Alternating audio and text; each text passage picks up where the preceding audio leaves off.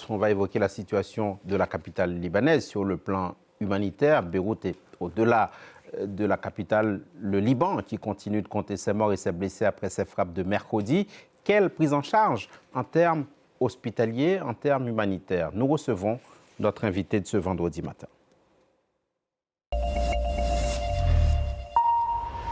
Et avec nous, le docteur Kaline Riahem. Bonjour. Vous êtes donc à Beyrouth, on l'a dit. Bonjour. Vous êtes référente médicale du projet d'intervention d'urgence pour MSF au Liban. Première question. On est 2 jours après ces bombardements indiscriminés sur le Liban avec ce bilan extrêmement lourd. Hier encore, des secours s'activaient dans les décombres pour essayer de retrouver des survivants.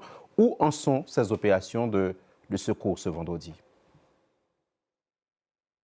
Ces bombardements indiscriminés ont touché des zones résidentielles densément peuplées et viennent à la suite de plusieurs semaines d'escalade de violence qui ont causé un déplacement de près d'1 million de personnes, y compris dans plusieurs régions libanaises, dans des villages et des villes, y compris la capitale Beyrouth.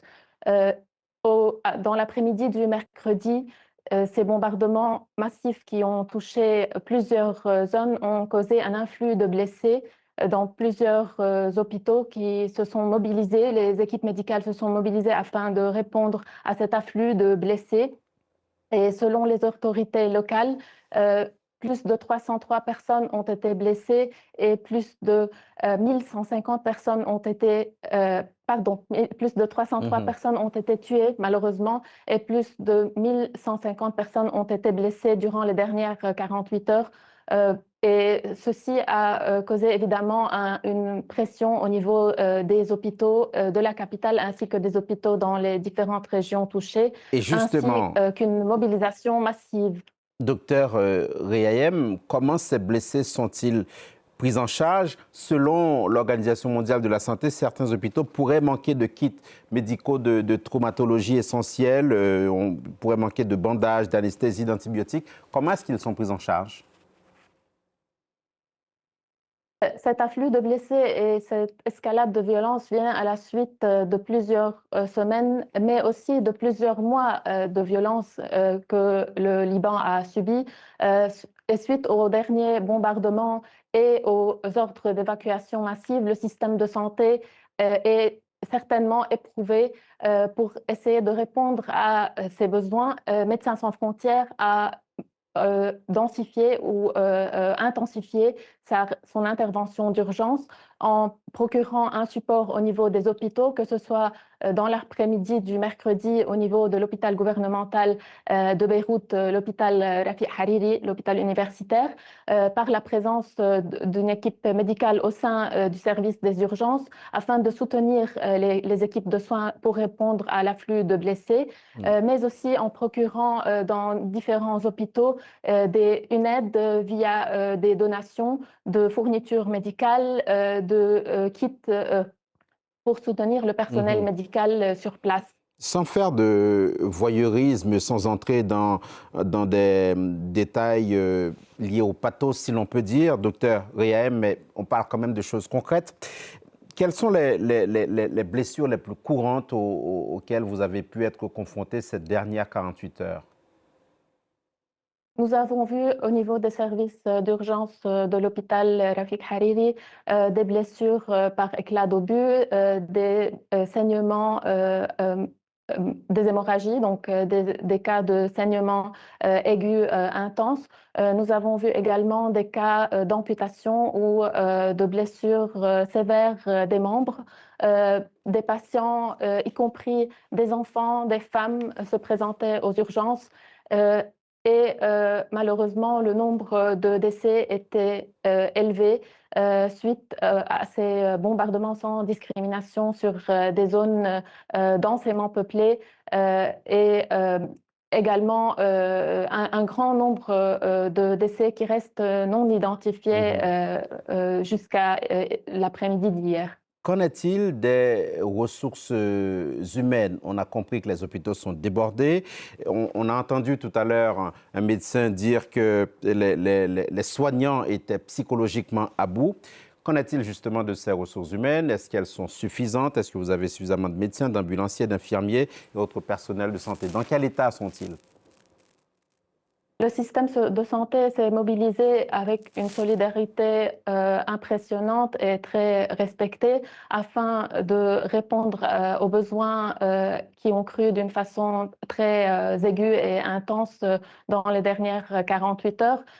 Mais aussi, ces besoins viennent à la suite d'une escalade depuis quelques semaines, mais aussi de 15 mois d'escalade répétitive, ainsi que d'une crise, de plusieurs crises qui ont eu lieu durant les dernières années.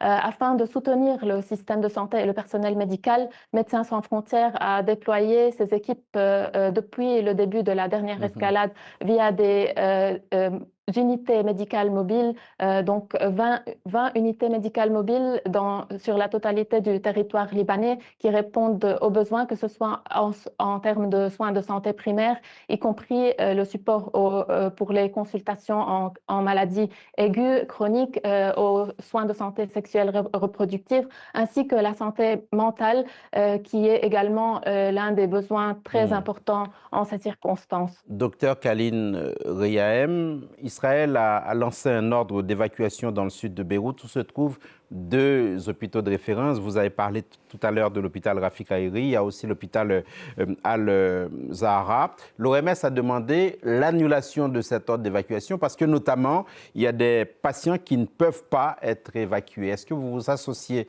à cet appel? Il faut protéger le personnel de santé, il faut protéger les structures médicales et les patients. Il faut également protéger les civils. Les attaques continues doivent s'arrêter, les attaques contre des civils doivent s'arrêter et les ordres d'évacuation forcés doivent prendre fin également. L'augmentation intense du nombre de blessés et de morts doit prendre fin et permettre aux personnes d'avoir accès à des zones sécurisées ainsi qu'aux soins de santé, ainsi qu'aux besoins non médicaux également très essentiels qui concernent toutes ces personnes déplacées qui ont dû se déplacer à plusieurs reprises. Y compris l'eau, l'assainissement, les besoins en kit d'hygiène et en nourriture, évidemment. Dernière question, docteur Khaline Riahem. Est-ce que pour faire face à cette situation, les personnels de santé libanais bénéficient de soutien extérieur? La France avait annoncé début mars l'envoi d'aide humanitaire. Est-ce que vous en avez des nouvelles? L'aide humanitaire est extrêmement nécessaire et l'augmentation de cette réponse d'urgence afin de soutenir le système de santé, le personnel de santé qui continue malgré tout, malgré le fait que plusieurs membres du personnel de santé sont eux-mêmes déplacés, ont perdu leur maison, continuent à travailler afin de répondre aux besoins, y compris le personnel, parmi les membres du personnel Médecins sans frontières. Cette réponse reste très urgente et en parallèle à l'arrêt des attaques sans discrimination et la protection des civils, évidemment, nous appelons à la protection du personnel de santé et à renforcer cette réponse d'urgence. Merci beaucoup, docteur Khaline Riahem, d'avoir répondu à nos questions depuis Beyrouth, la capitale libanaise, référente médicale du projet d'intervention d'urgence pour MSF au Liban. Merci.